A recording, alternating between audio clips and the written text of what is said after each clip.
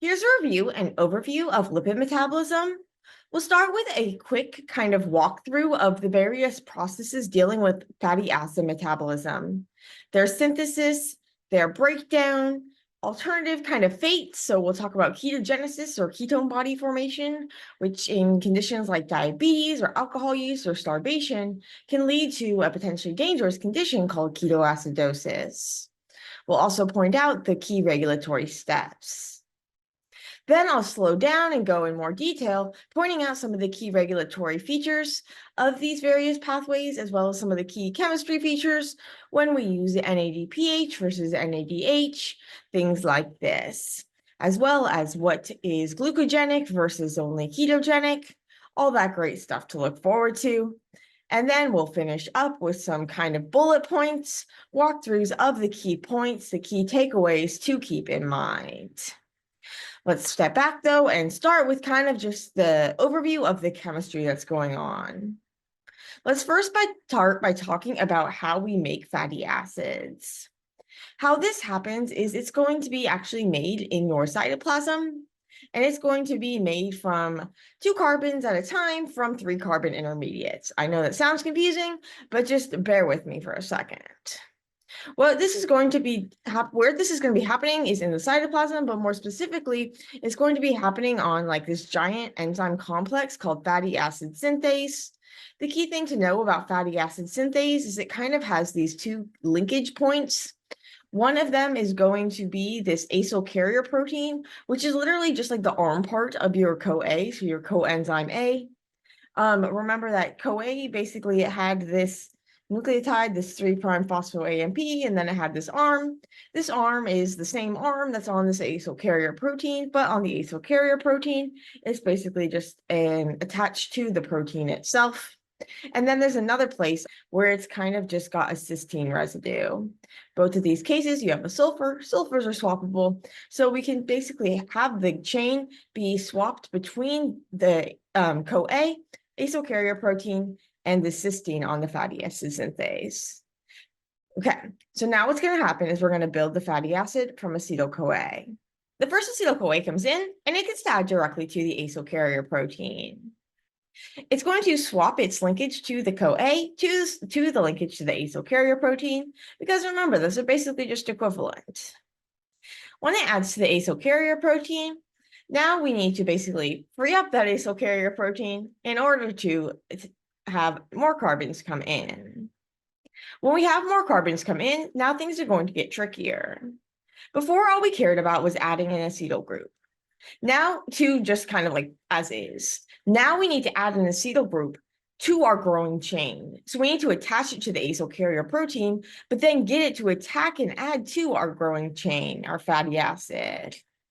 In order to do this, we're going to have to put in some energy. We're going to have to activate the acetyl group.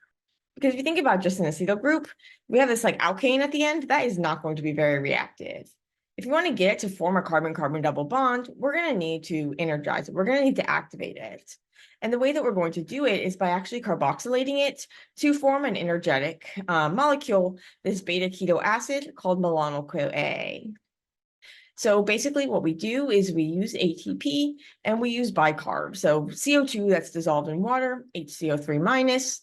This enzyme called acetyl-CoA carboxylase, or ACC, is going to carboxylate that acetyl-CoA to give us this 3 carbon milanoyl-CoA.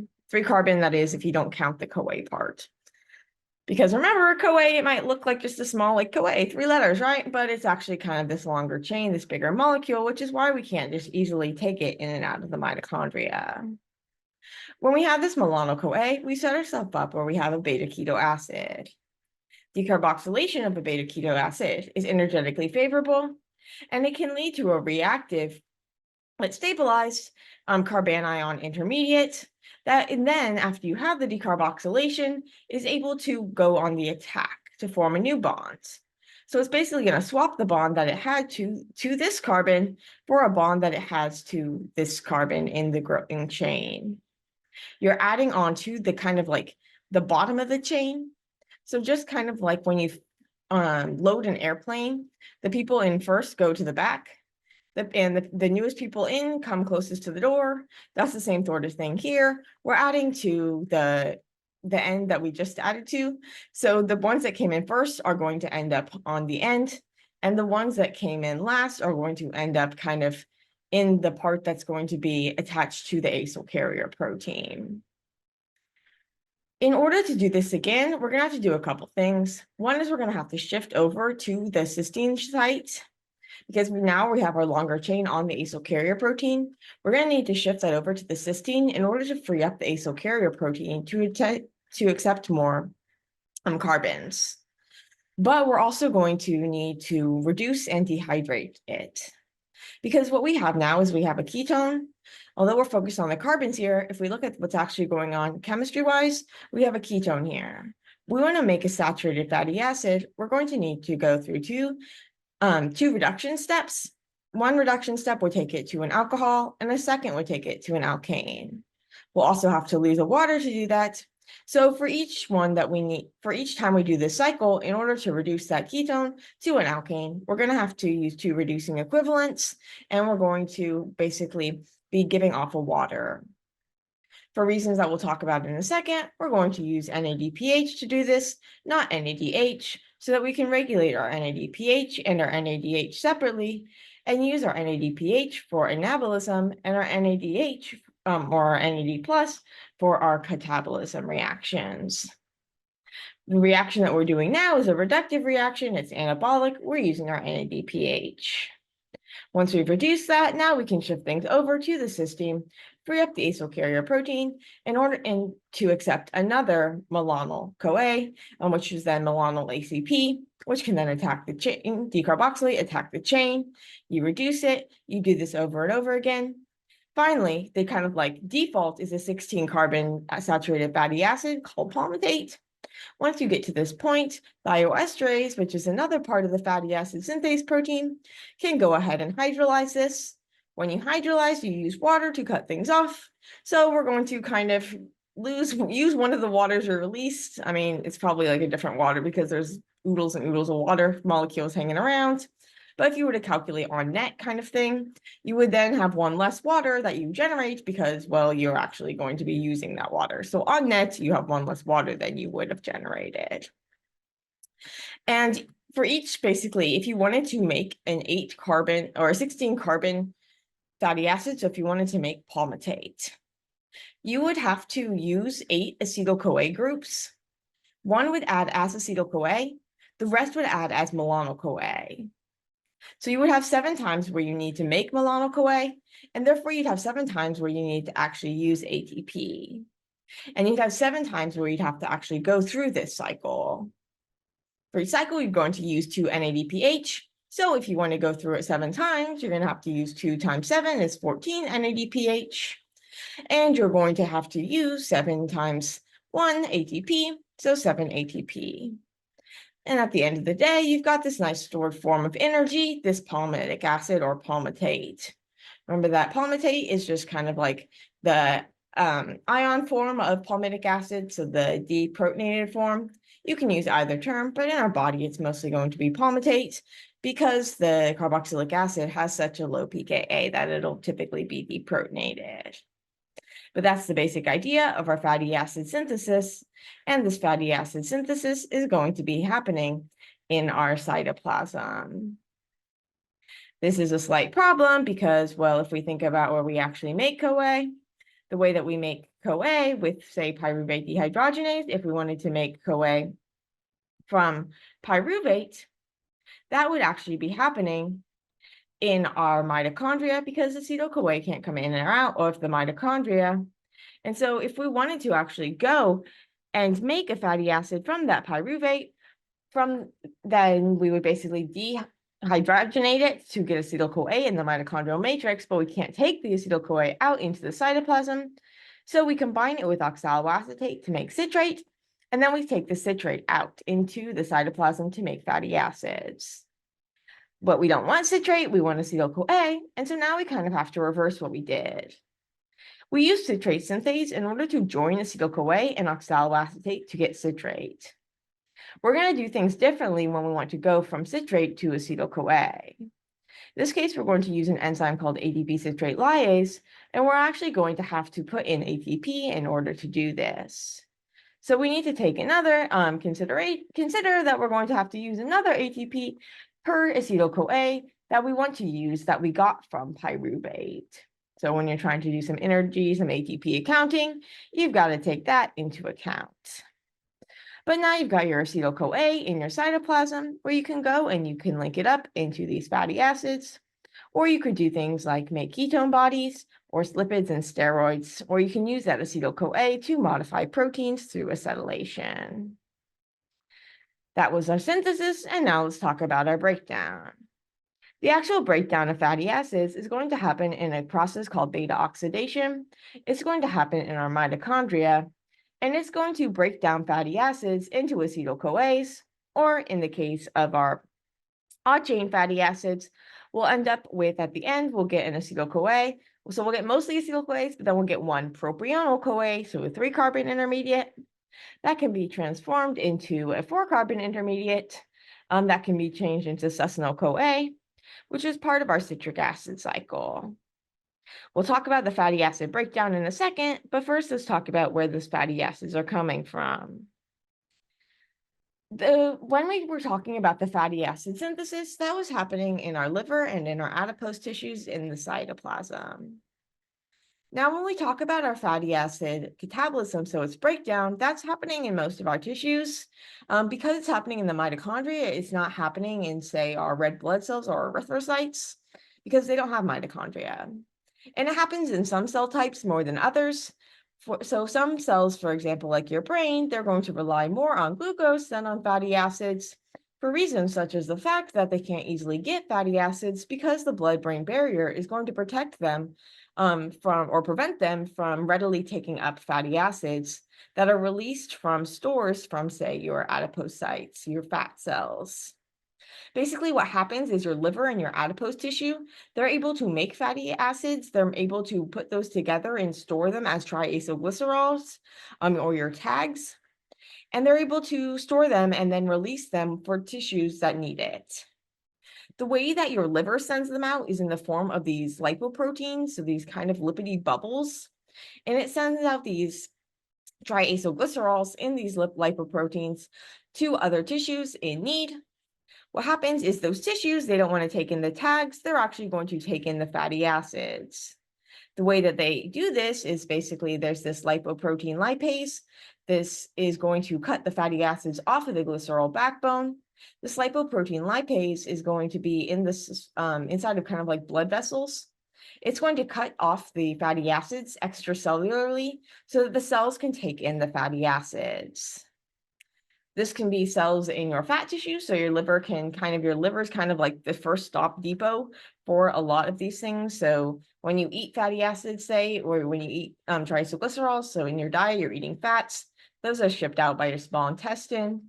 The liver takes them up, processes them, sends them out in the form of these kind of lipoproteins to tissues like your adipocytes, so your fat cells that can store them, or to other tissues that need energy.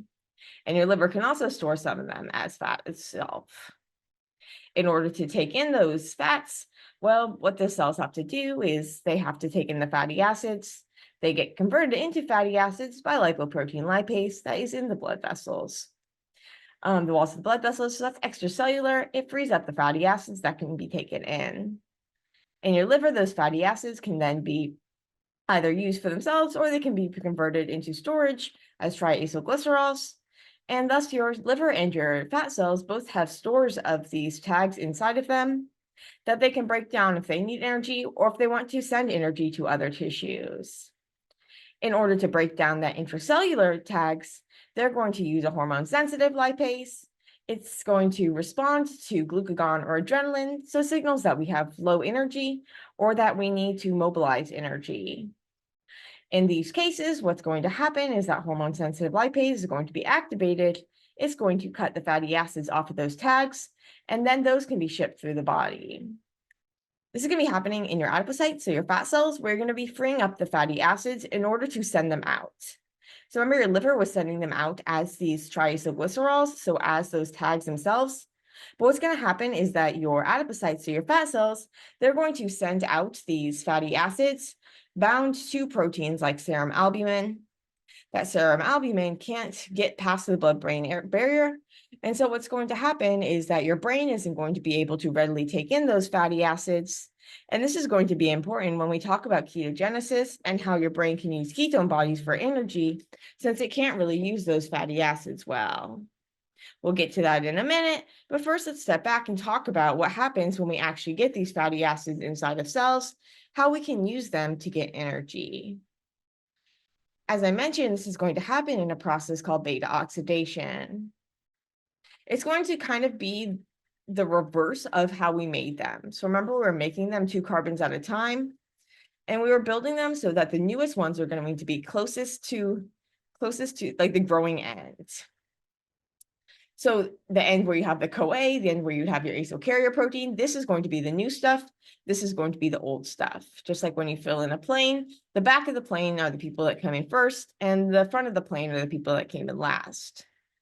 When you exit a plane, the people that came in last are also the first to leave, and the first to come were the last to leave.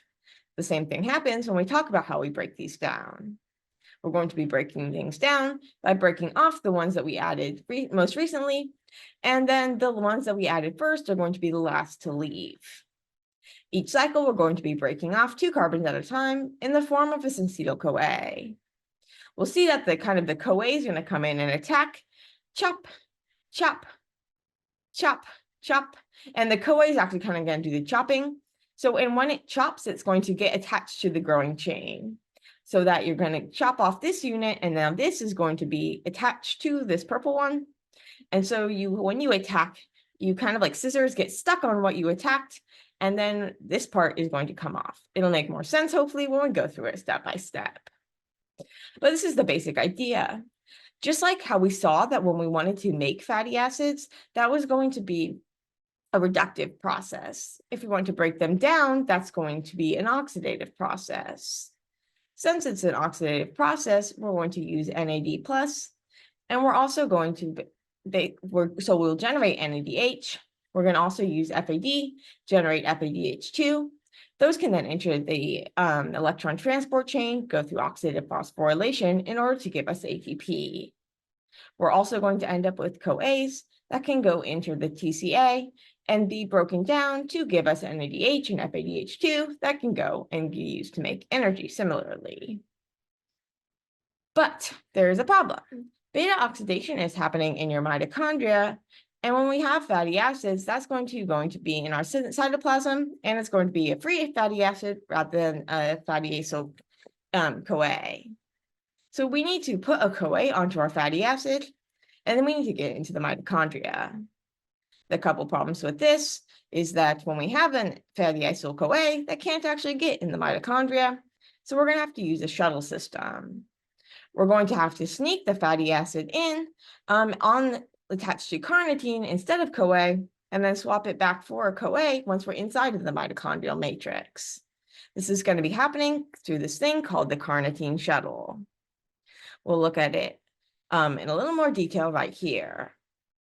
This step is only going to happen once per fatty acid that you need to bring in, which is good because it's going to cost us ATP. It's going to cost us the kind of equivalent of 2 ATP, because in this first step, we're going to be using ATP, and we're going to be burning it to AMP instead of ADP. So if we want to regenerate this ATP, we would actually have to spend 2 ATP in order to regenerate it. So it's the equivalent of using 2 ATP.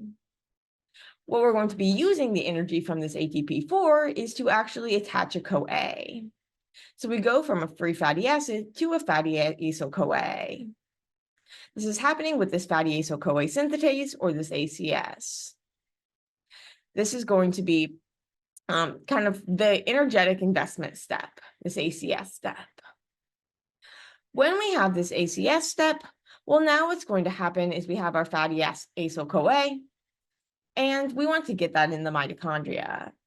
Problem is, we can't get it into the mitochondria. So although we've made an activated bond, and although we've kind of marked our territory that, hey, we want to go and we want to oxidize this, we haven't actually made it in a form that can get into the mitochondria where it gets broken down. Instead, we're going to have to sneak it in. We sneak it in by swapping the CoA for a carnitine. Carnitine is just a derivative of like lysine. So it's just an amino acid thing. It's this little molecule. It's not anything big or scary. But the carnitines kind of swap for the CoA. It forms another kind of easily swappable linkage. So you swap the CoA for the carnitine. And this is happening by this carnitine acyltransferase 1. So the CoA is going to stay out in the cytoplasm. The CoA is not going to travel in. But the carnitine, the acylcarnitine can, fatty acylcarnitine can, it can now travel in. So to kind of like orient ourselves, out here we're talking about the cytoplasm. In here we have the mitochondrial matrix. Here is our outer mitochondrial membrane. Here is our inner mitochondrial membrane. And here's our inner mitochondrial inner membrane space. The carnitine acyltransferase and the fatty acyl-CoA synthase, these were kind of like on the outer leaflet, so the outer side, the cytoplasm-facing side of our outer mitochondrial membrane. What's going to happen now is that once you have that fatty acylcarnitine, it can travel into the inner membrane space, where now we just need to transport it into the matrix. The way that this is done is through this carnitine acylcarnitine translocase that's going to take the acylcarnitine in exchange for bringing a carnitine out. That carnitine can, once it's brought out into this inner membrane space, can now diffuse back out into the cytoplasm so that you can use it again. So the carnitine is able to travel through these membranes, but the CoA is not. Once we have the carnitine, the fatty acylcarnitine in the matrix, this is where the fatty acid oxidation, the beta oxidation, is going to take place. But beta oxidation starts with the fatty acyl-CoA. It does not start with the fatty acylcarnitine. And so we're going to need to swap out that carnitine back for another CoA. And this is going to be happening through this carnitine acyltransferase 2. So another version of carnitine acyltransferase, but this one's going to be in your mitochondrial matrix. And it's going to be doing the reverse of what you did in the cytoplasm. So in the cytoplasm, we took this fatty acyl-CoA and we made it a fatty acylcarnitine. Now we're going to take our fatty acylcarnitine and make a fatty acyl-CoA. We're going to use a CoA that was already in the matrix because the CoA is not going to be traveling back and forth. We're going to be releasing a carnitine. In order to keep this going, we're then going to ship that carnitine back in exchange for another fatty acylcarnitine. And then we're bringing the carnitine back to be used to generate, to do that first Cat1 reaction. Speaking of that Cat1 reaction, this is going to be a key regulatory step because this is how we actually get the fatty acid into the mitochondrial matrix to be broken down. Therefore, if we don't do this step, we're not going to break it down. And so we want to regulate the step. And the step is going to be inversely regulated with the by basically the fatty acid synthesis. So when we talked about our propionyl-CoA, that was going to be a product of like an intermediate of our fatty acid synthesis. That propionyl-CoA is going to inhibit this Cat1 or the CPT1. It's going to prevent the fatty acids from being transformed into carnitine fatty acylcarnitines that can then enter for the oxidation. So it's going to be an important site in which we can regulate. So let's talk a little bit more about the actual beta oxidation process. For each cycle that we go through, we're going to be generating an NADH and an FADH2. We're going to be using a water, and we're going to be using a CoA. For each breakoff, we're going to be breaking off a CoA. If we start with an even number fatty acid, we'll only end up with CoAs. If we have an odd number, we'll end up with a 3-carbon product called propionyl-CoA that can be converted into succinyl-CoA, which is then a product, an intermediate of our citric acid cycle, and so it can directly enter the citric acid cycle in this as succinyl-CoA. Now let's talk a little bit more about the chemistry of what's happening. This is going to happen just before, when we're talking about the synthesis, we had to go through two reduction steps. Here we're going to have to go through 2 oxidation steps in order to kind of reverse what we did before. Before we were also going to be giving off water, now we're going to be needing water. What we're going to be doing is this acyl-CoA dehydrogenase is going to use FAD, generate FADH2. It's going to take what was this alkane and it's going to make an alkene. It's going to introduce a carbon-carbon double bond. You're then going to add water across the bond, so there's the hydration step. Then what you're going to do is you have an alcohol that you're then going to oxidize. You're going to oxidize it using NAD+ to give you NADH and your ketone. Now you're going to cleave it off. You're going to cleave it off actually using a CoA. So you can think of the CoA as kind of acting as scissors that get stuck on what it cuts. So the CoA comes in, it breaks off this bond, and the CoA forms a bond with this carbonyl carbon. So you end up with this and this. So this is the part that you broke off. Your new CoA is attached now to your longer chain, which is now 2 carbons shorter than it was before. For each CoA that you break off, you're going to need to do this. If we start with, say, our default fatty acid, our 16 carbon, we're going to have to go through this 7 cycles in order to break this off into 8 CoAs.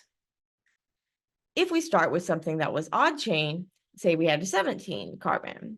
Now, if we did 7 cycles, we would end up with a CoA. We'd end up with 7 CoAs, but we'd also end up with a propionyl-CoA, a 3-carbon product.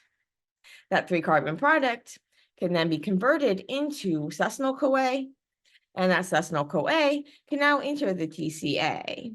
The succinyl-CoA is actually a part of the citric acid cycle, so this can serve as an anaplerotic interreaction. That is, it can kind of replenish components of the cycle if we were to take something out of the cycle to do something like make glucose.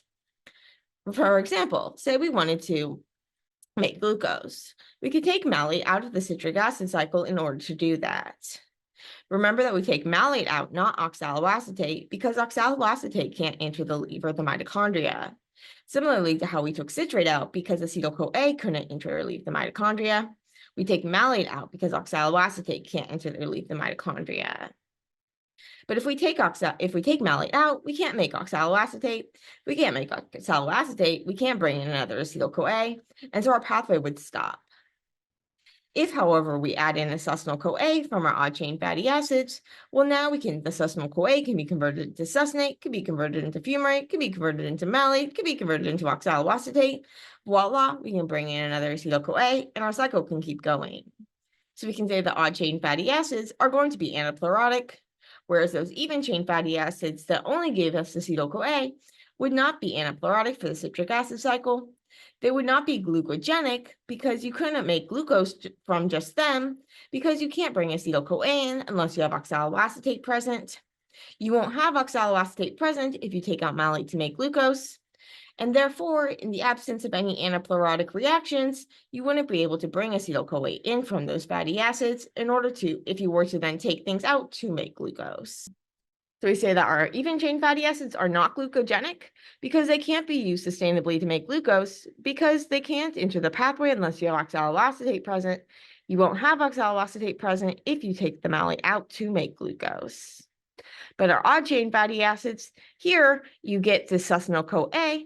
The succinyl-CoA is part of the citric acid cycle, so it can be used to make oxaloacetate that you can use to bring in more acetyl-CoA. It can be used to regenerate the oxaloacetate if you were to take out malate, or it'll let you make malate if you want to take that out to make glucose. In that way, because you're adding the succinyl-CoA in externally, then you're not going to be draining your cycle, and so the cycle can keep going. Speaking of that cycle keeping going, let's talk about what happens when the cycle stops going or when the cycles can't keep up. When that happens, when acetyl-CoA can't all come in, you're making more acetyl-CoA than you can actually use in the TCA. What's going to happen is that you're going to get something called ketone body formation.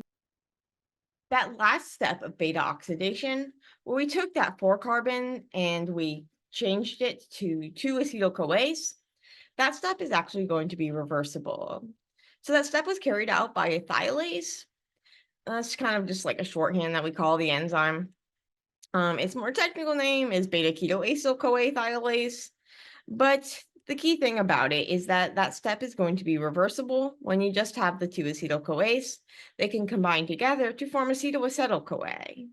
So you have these 4 carbons attached to a CoA. This can get acted upon by this enzyme HMG-CoA synthase in order to make this molecule called HMG-CoA. This is also going to be the start of cholesterol synthesis. So there's another enzyme, HMG-CoA reductase, that can act on this HMG-CoA and take it to be used to make cholesterol. That enzyme is going to be the target for statin medications that are used to control cholesterol and protect hearts, treat heart disease and stuff like that. But what we're going to be focusing on here when we're making ketone bodies is HMG-CoA lyase. What it's going to do is it's going to basically remove acetyl-CoA to give us acetoacetate. So when we have an acetyl-CoA come in through this HMG-CoA synthase step, it's kind of weird because we add an acetyl-CoA and then we lose an acetyl-CoA. It's weird, but it happens, and you get an acetoacetate. Now, acetoacetate is unstable. It is going to have one of those beta keto acids. So we have a ketone that is alpha beta to a carboxylic acid. Remember that we said decarboxylation of that is energetically favorable. So it can happen spontaneously, and this will give you acetone. It can also happen with enzymatic help, still giving you acetone. And that acetone, it kind of has this nail polish remover scent, or this kind of like fruity scent. This can be often detected in the smell of it can be detected in the breaths of people who are undergoing a condition called ketosis, which is where they have a lot of ketone body formation. Now, ketone body formation, this can happen if we have a lot of the acetyl-CoA buildup. But typically, instead of just building up acetone, which is that byproduct, or instead of just building up acetoacetate, that acetoacetate is actually converted into a more stable form called beta-hydroxybutyrate. This happens by reduction through beta-hydroxybutyrate dehydrogenase.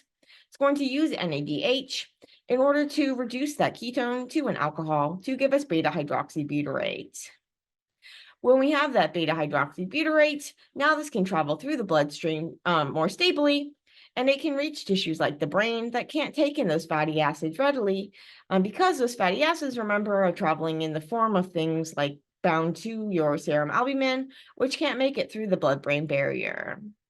So your brain's going to rely on ketone bodies rather than fatty acids.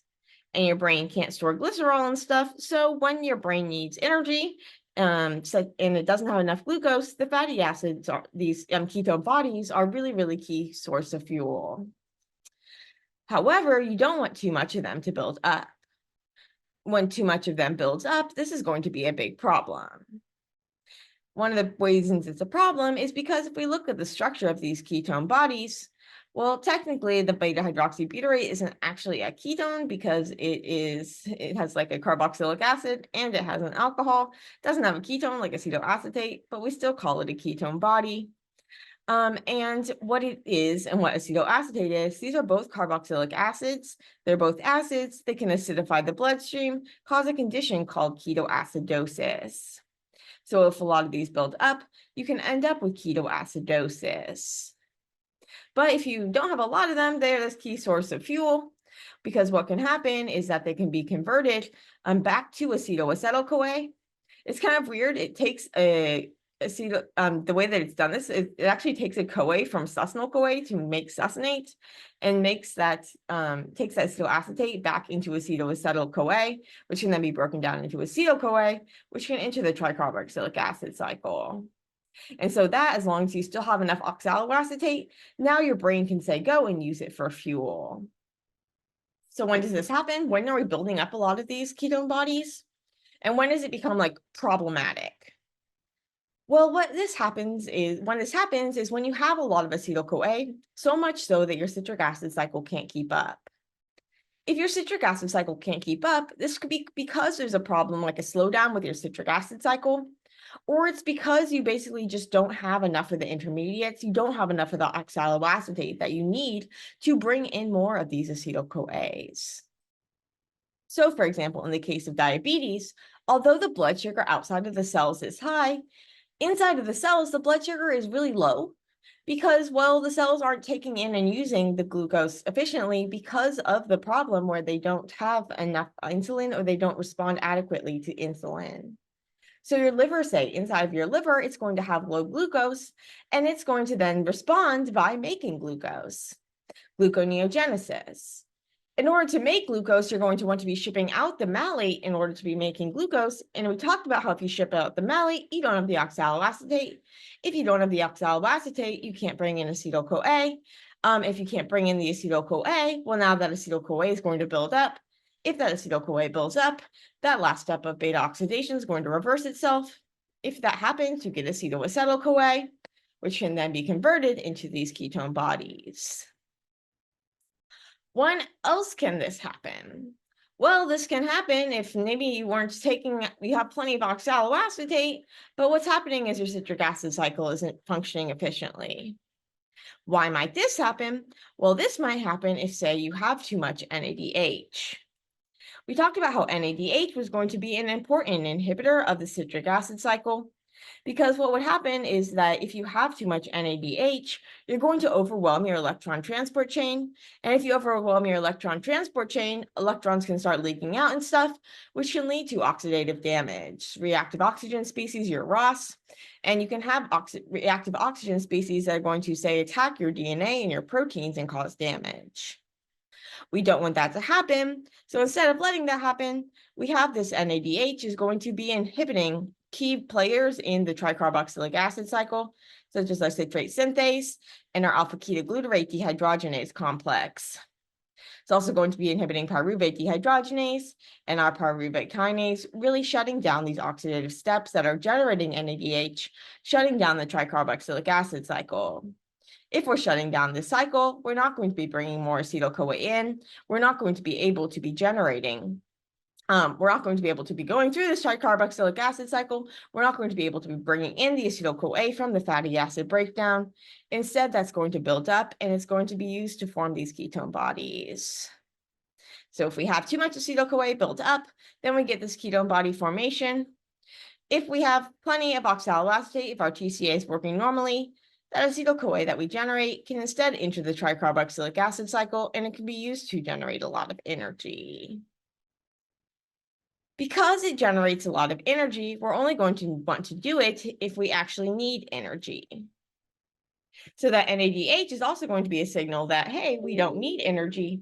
And therefore, it makes sense that if we have a lot of NADH, we don't want to be going through this citric acid cycle pathway. Even if our electron transport chain is working normally, we can still end up with a lot of NADH building up. For example, if we have alcoholism, when you are metabolizing alcohol, it actually goes through a couple of oxidation steps in which you generate NADH. When you're generating NADH, well, that NADH is now going to be inhibiting the citric acid cycle. If we're inhibiting the citric acid cycle, we're not going to bring in the acetyl-CoA. If we can't bring in the acetyl-CoA is going to build up.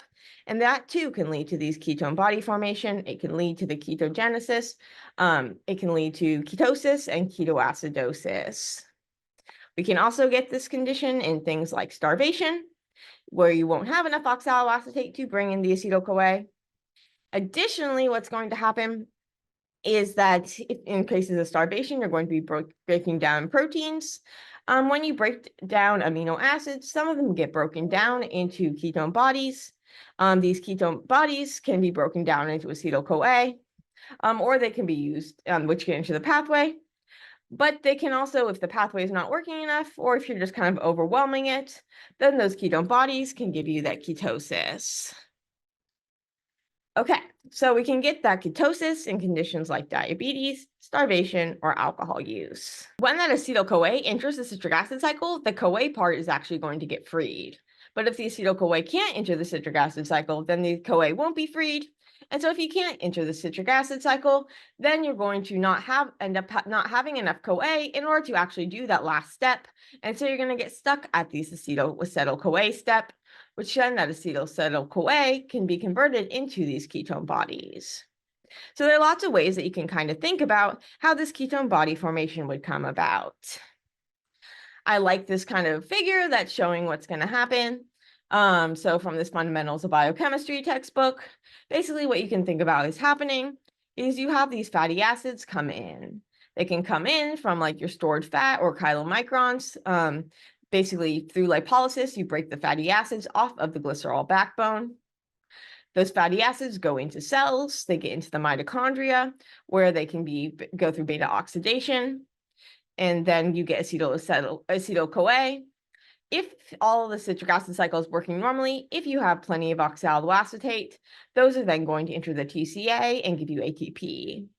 If those are compromised, then you're not going to basically have enough of the acetyl-CoA. You're not going to be able to take the acetyl-CoA into the pathway. Instead, you're going to milk this acetyl-CoA, which can then be used to make ketone bodies. The ketone bodies can then be shipped to other cells, where the cells can take them in, convert them back to acetyl-CoA. That acetyl-CoA can then be into the citric acid cycle, assuming that those cells have enough of the oxaloacetate to go and make energy. Ultimately, what could happen is that if your cells are super duper starving, those cells that you ship the ketone bodies to won't have enough of the energy either. And so then all of that would shut down and be bad, but at least in the short term, those ketone bodies can really keep you going. Let's talk about a couple of other points that I kind of skimmed over. First is regulation. Regulation is super duper important. And it's really important that we inversely regulate our fatty acid synthesis and its breakdown. Similarly to how we wanted to inversely regulate our gluconeogenesis and our glycolysis, and how we want to reciprocally regulate also our glycogenesis and our glycogenolysis, we want to reciprocally and inversely regulate our fatty acid synthesis and its breakdown. The key steps of regulation are going to be our acetyl-CoA carboxylase, or ACC, and our CAT1, or CPT1. So this is our carnitine acyltransferase one. That's the acyltransferase that's on the out, like facing the cytoplasm in our outer mitochondrial membrane. It's also sometimes abbreviated CPT1 for carnitine palmitoyltransferase, because remember palmitate, that's kind of like our default fatty acid. These are going to be key points of regulation. Now remember that ACC was taking acetyl-CoA and it was making milanoil-CoA, and that milanoil-CoA was then how we were kind of going to be the activated form of acetyl-CoA that would then decarboxylate and attack the growing chain to elongate our fatty acid. Milanoil-CoA is kind of only seen when you're making a fatty acid. And so therefore, if we have one of these milanoil-CoAs, that's a signal that we're making fatty acids. If we're making fatty acids, we don't want to be breaking down fatty acids. So if we're making fatty acids, we want to inhibit the breakdown of fatty acids. If we have milanoil-CoA, that's a signal that we are making fatty acids. So let's inhibit the breakdown. In order to break down fatty acids, well, they have to be taken into the mitochondria. The way that they're allowed into the mitochondria is by swap off the CoA for carnitine to make a fatty acylcarnitine. This happens through this CAT1 or the CPT1 that's going to swap the CoA for carnitine. So we're looking at this enzyme right here. If this enzyme can't work, then we can't make this so that it can go into the mitochondria. What's going to happen is that this is going to be inhibited by our milanoil-CoA.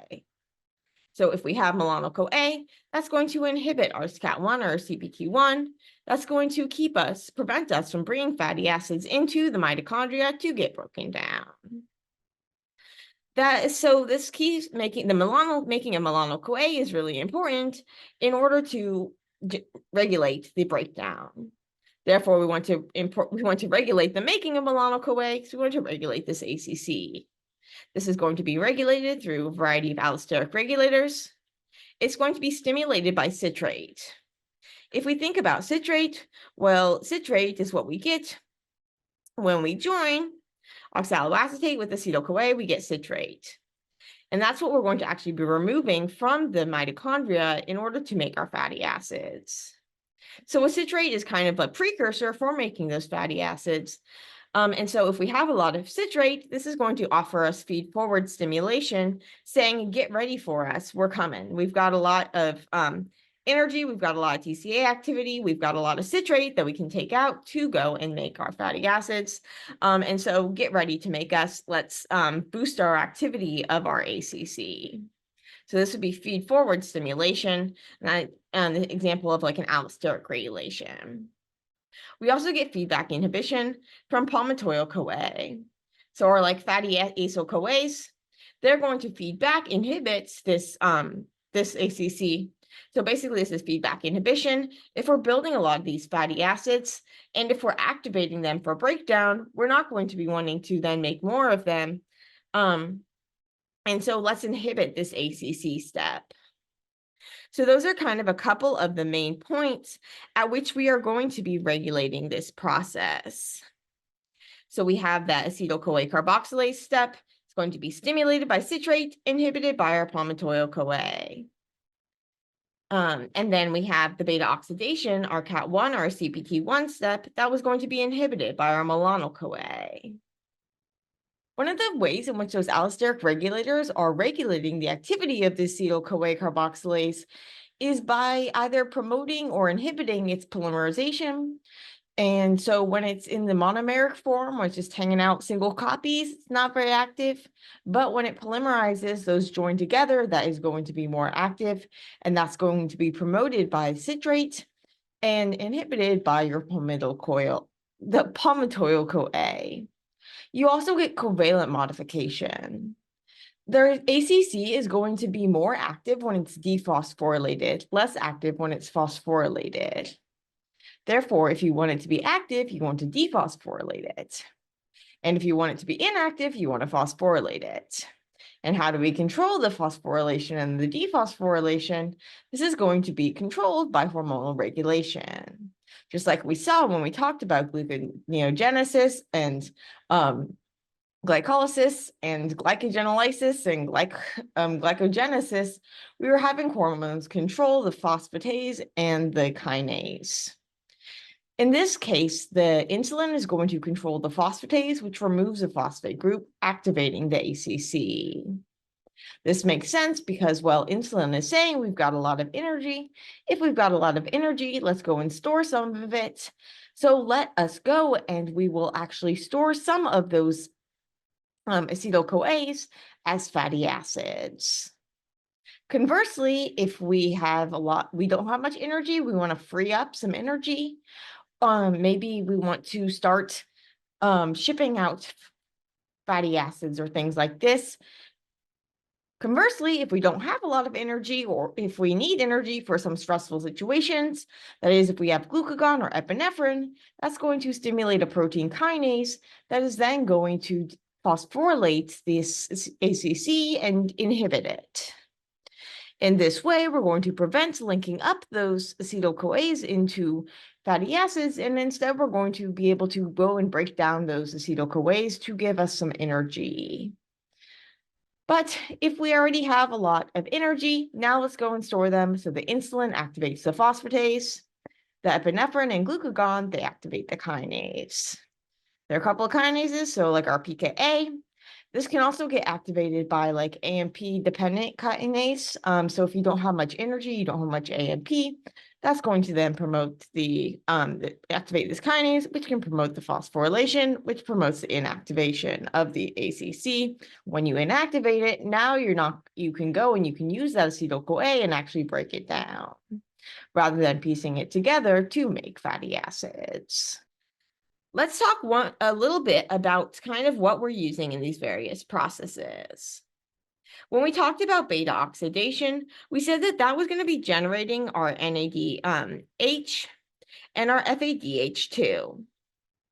What's kind of interesting too is if we look at the way that this is done, we're generating an FADH2, we're hydrating, and so we're basically adding water across a double bond, we're oxidizing to generate an NADH, and then we're cleaving.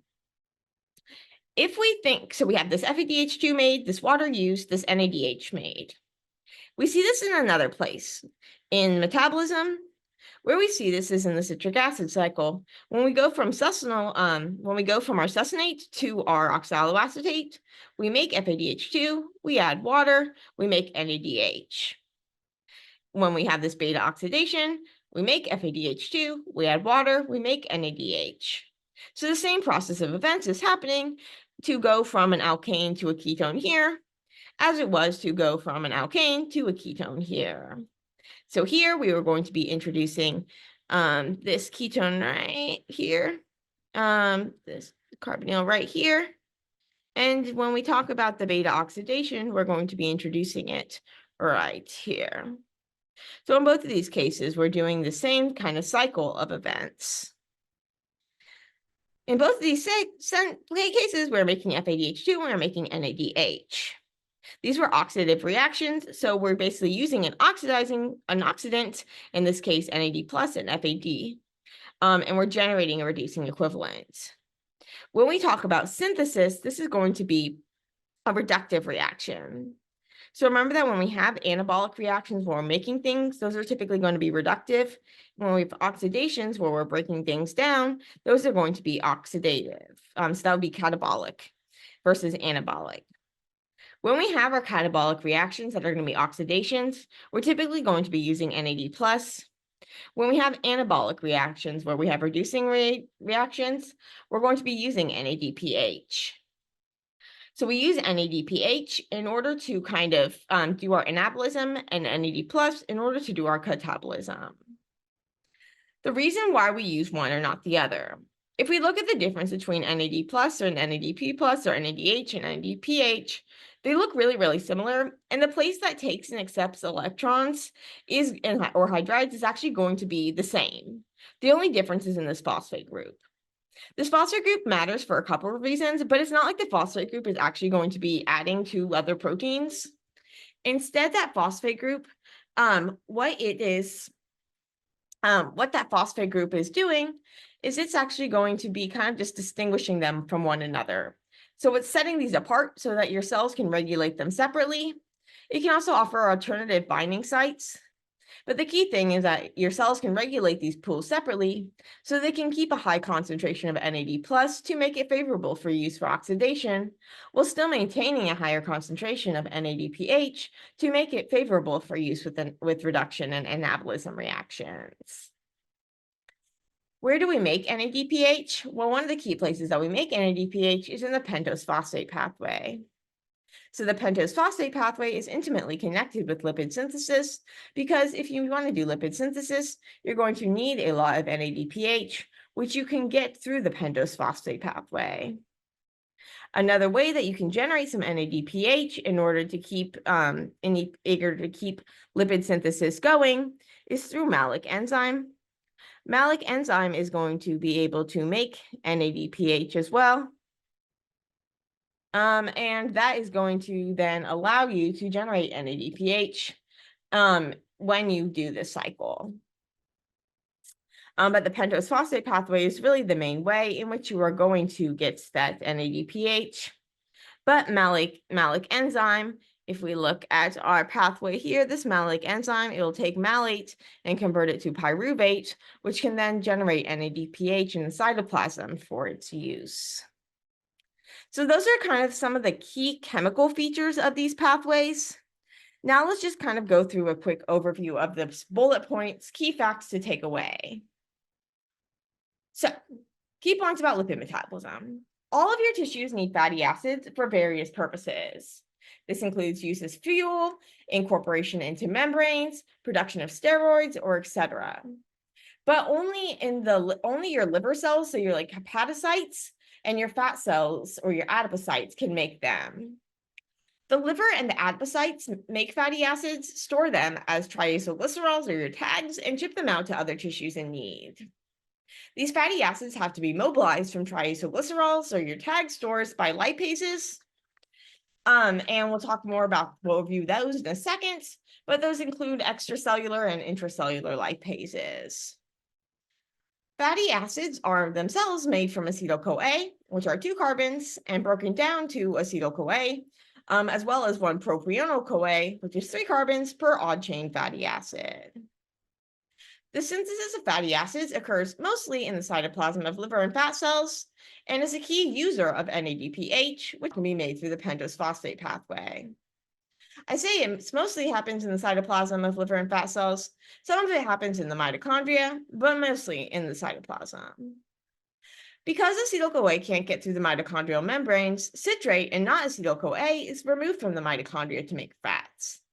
It is subsequently broken back down to acetyl-CoA by ATP-citrate lyase. So what we're looking at here, we take citrate out. We convert that to oxaloacetate using ATP-citrate lyase. Fatty acid breakdown occurs in most tissues and takes place mostly in the mitochondria in a process called beta oxidation. Very long fatty acids, so like greater than 20 carbons, are initially broken down via hydrogen peroxide mediated process in peroxisomes. But once they get to a shorter fatty acid, then those can be broken down in the mitochondria as well. The synthesis and the breakdown are reciprocally regulated. So key regulatory points are for the synthesis, acetyl-CoA carboxylase, or ACC, which activates acetyl-CoA for incorporation. Remember, that was how we made our milano-CoA. And then that milano-CoA was going to inhibit the breakdown. Our key regulatory point for breakdown was carnitine acyltransferase 1, or CAT1, or CPT1, which allows our fatty acids into the mitochondria for breakdown. Remember, that was where we swapped that carnitine on in place for that CoA. And that was going to allow our fatty acids to enter the mitochondria, where they can be broken down through beta oxidation. Synthesis of fatty acids, however, that's happening in the cytoplasm. Remember, that's in our liver and our fat cells, and it uses NADPH, which we can make from the pentose phosphate pathway and from malic enzyme. This is mostly happening in your cytoplasm, a little bit in your mitochondria, but we're going to focus mainly on the cytoplasm. We mentioned how citrate, not acetyl-CoA, is removed from the citric acid cycle from the mitochondria in order to make fats, and broken back down to acetyl-CoA by ATP-citrate lyase. Now that you have acetyl-CoA in your cytoplasm, it's going to be pieced together by a multifunctional protein called your fatty acid synthase, or FAS. You're going to build 2 carbons at a time, but you're going to build them from a 3-carbon intermediate called milano-CoA.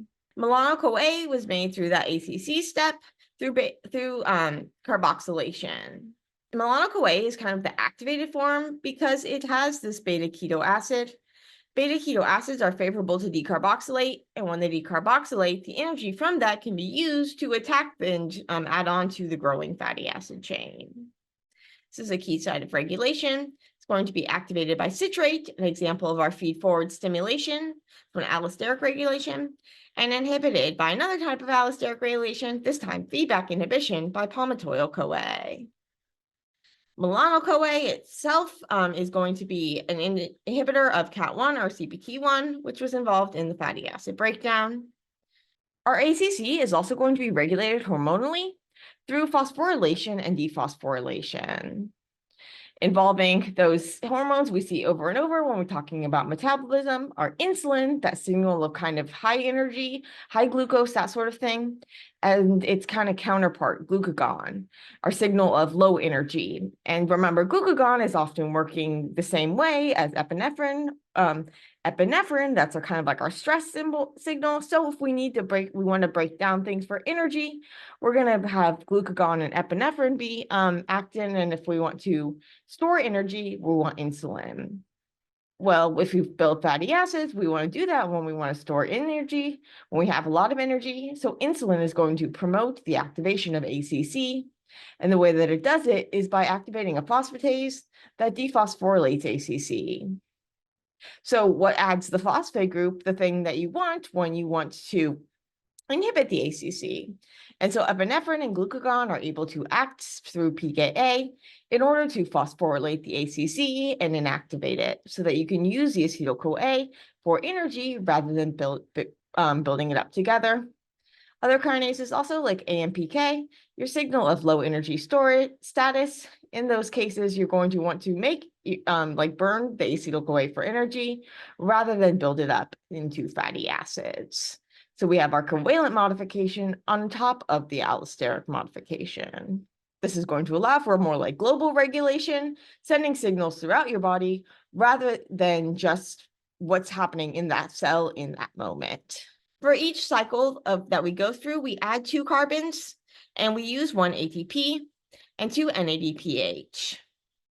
The cycle kind of stops by default at 16 carbon saturated fatty acid called palmitate, which is cleaved off by FAS by the thioesterase subunit. Longer fatty acids and unsaturated fatty acids can be made via elongation and desaturation on the ER. One note, though, is that although we can add double bonds, we can't do so past the 9-10 position in our delta nomenclature. So when we're thinking about counting starting from the carboxylic acid side, we can't add a double bond past the position between carbons 9 and 10. What this means is that practically what this means is that we can't introduce an omega-3 or omega-6 double bond. So omega notation that counts from the other end. So from kind of just the methyl, the alkane end. What that's going to mean is that if you want an omega-3 or an omega-6 fatty acid, you're going to have to get that through your diet. You can then modify it to get more complicated and longer and stuff, omega-3 and omega-6. But because you're adding, when you add to the delta end, not the omega end. The omega position is not going to change when you elongate a fatty acid. And so if you can't introduce that bond at that omega-3 or omega-6 position, you can't transform another fatty acid that doesn't have one of those into one of those. So look at the other video if you want to know more about that. But those kind of the elongation and the desaturation, that's going to happen in like the membrane of your ER. Okay, fatty acid catabolism. This is going to occur in your mitochondria via beta oxidation. We talked about how CAT1 or CPT1 was the key regulator of that. We're going to be breaking down fatty acids 2 carbons at a time. For each cycle, we're going to be cutting off an acetyl-CoA, producing an NADH and an FADH2 that can be used to make ATP.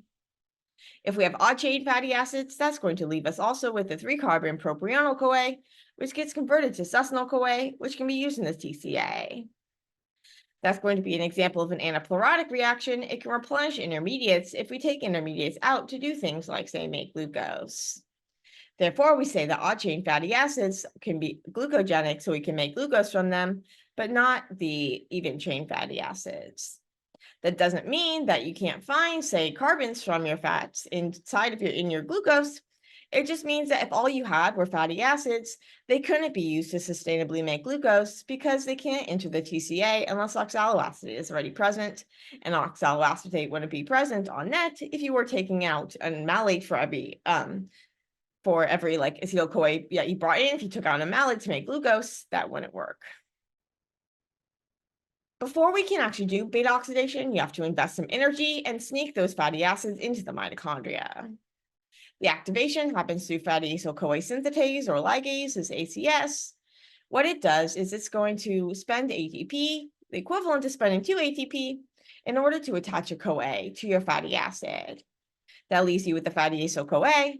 That fatty acyl-CoA is what is a starting product for, or starting material for beta oxidation, but that beta oxidation happens in the mitochondria and we're still in the cytoplasm. So we're going to have to go through some trickery in order to bring it in. The first thing we got to do is we're basically going to use this carnitine shuttle, where the fatty acid still in the cytoplasm is handed from CoA to carnitine by carnitine acyltransferase 1, or CAT1, that key regulatory step. The fatty acid now attached to carnitine is then transported into the mitochondrial matrix by carnitine acyl-carnitine translocases, which also brings the carnitine back to the cytoplasm. Once you are in your mitochondria, now we can reverse the situation using CAT2, and the fatty acyl-CoA can now be broken down by beta oxidation. So we have this swap off we have this activation, attach a CoA, swap that CoA for a carnitine, bring that in, bring that through, convert it back to our fatty acyl-CoA, and now we're ready for beta oxidation. That beta oxidation would generate a lot of acetyl-CoA. If that acetyl-CoA can enter the TCA, all is great. If it can't, however, it builds up. And that last step of beta oxidation, that thiolase step, reverses itself, followed by a couple of other enzymatic steps that results in the formation of ketone bodies. This can happen in the case of diabetes if there's not enough oxaloacetate to keep the TCA running. It can happen in the case of ethanol intoxication because the NADH builds up from ethanol oxidation and inhibits the TCA. Or it can happen in starvation because you don't have enough oxaloacetate and you have excessive breakdown of ketogenic amino acids. What can happen if you have a lot of ketone body formation is that it can acidify the bloodstream, causing a condition called ketoacidosis.